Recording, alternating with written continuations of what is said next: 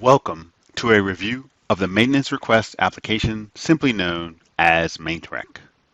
There are a few slides here for reference, and at the end there'll be a demonstration.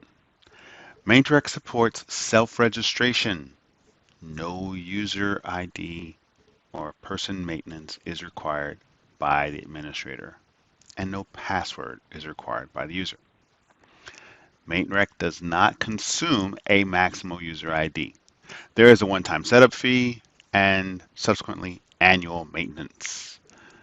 MaintReq is mobile browser friendly, resizing as needed, and it provides the user with the ability to create service requests, optionally include attachments, and check the status of SRs created by them or by others. There are a few screens within the application. First, the profile page where the user is initially set up, and then they can review and modify their profile, most commonly to alter the default site in a multi-site environment.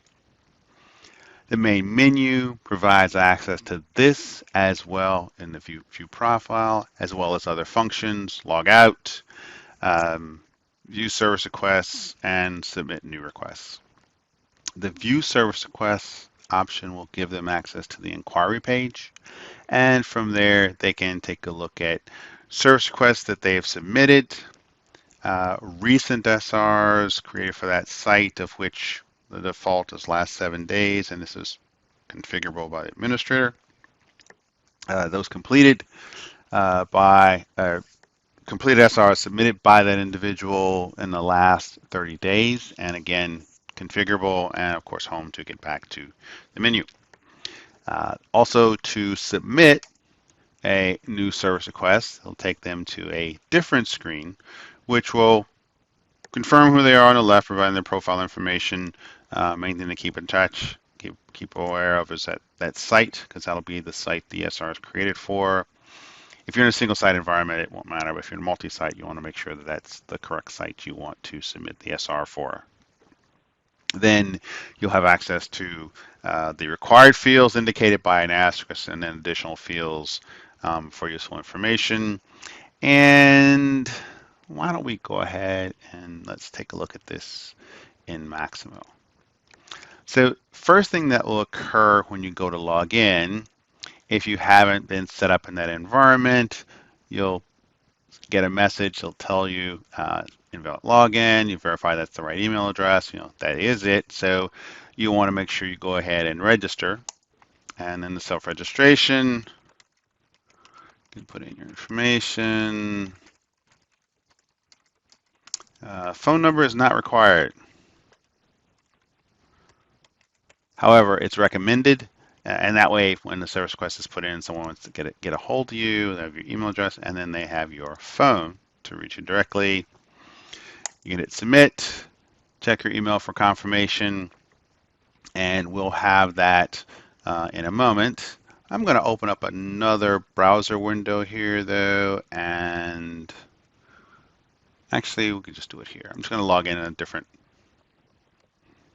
user. Let's go with Diane Liberi. Just trying to remember somebody who's got records. And we'll take a look at that first. That's her email address. Famous in the Maximo demo world. And yes, hi Diane, what would you like to do? So you can submit. You can look at the inquiry page, view the profile, and then make modifications to it by choosing update, in which case you can change the information. Otherwise, you can go back. And let's take a look at service requests. View, you can see open SRs created by Diane. You can just click away from the page and you get back to the inquiry page, look at recent SRs created. Basically, it's just the same style of list, just a different query run. So in some cases, you'll get a different set of records. And then completed SRs submitted by the individual user. If you click on any SR, you get access to the primary screen, which looks very much like the screen you use to submit. And then you'll have access to any work log information that has been added on to the SR as well. All right, so I heard my email confirmation come in. So I'm going to try and see if I can find it. Yep, there it is. So it comes up like this. You can copy and paste in the URL, or where it says click here, it's pretty much just the same URL. Does the confirmation and then goes ahead, logs you in, and then you'll be at the main menu. I'm going to go ahead and submit a request. So I'm going to say pump, oops, is linking.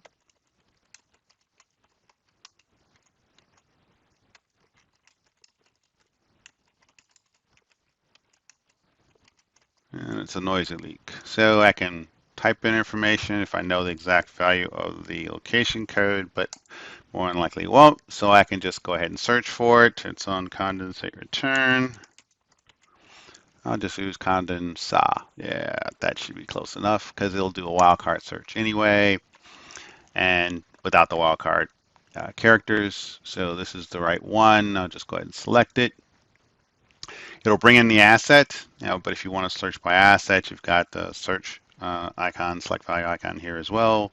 Reported priority, can select that, and it says it's on behalf of me, and I can change that to someone else if I'm doing this on behalf of someone else. I can browse and get a leaky pump picture.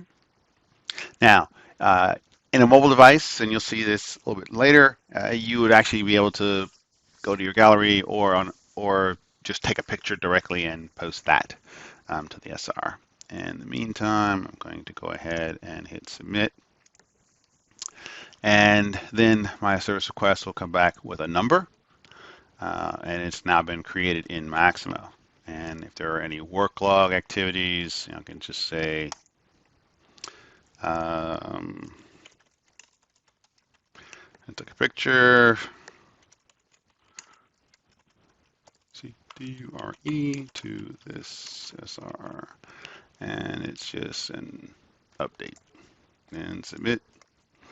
And then that work log entry becomes available in Maximo as well. You may have heard that little ring, and that was the confirmation email indicating that the service request has been created and what that service request number actually is. And let's actually take a look in Maximo at the service request itself.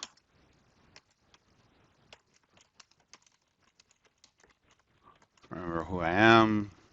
Looks like I got lucky. All right, so we're going to go ahead and go into the service request application.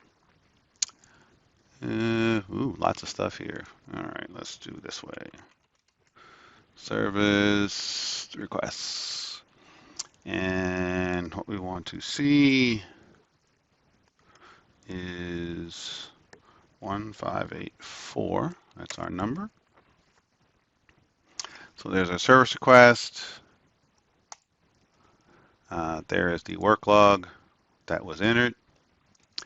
And I believe there we have our attachment that was added. And we're just going to open it up. And there you have it. Seems to work pretty well.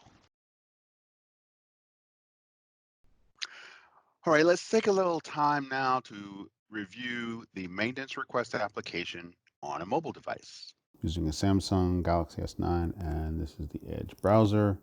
I have logged in already, and let's go ahead and hit submit.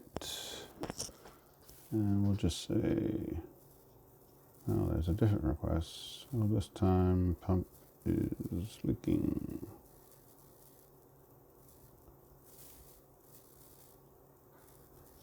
This will be in the detail section, a long description if needed.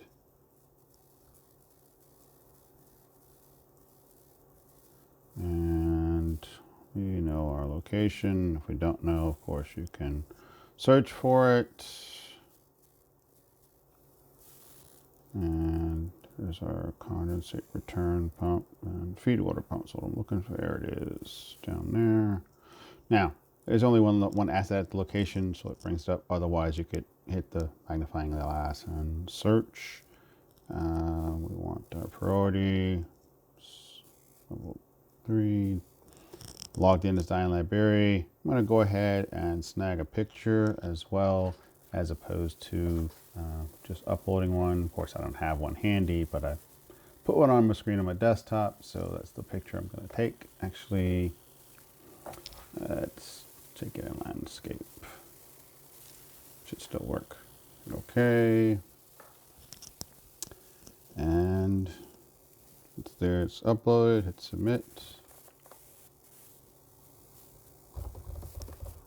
And our request is in. And that's about it. You can also go and look at other requests. So you'll be able to see SRs previously submitted and their details. There's associated work logs that are there as well. You'll be able to see those also.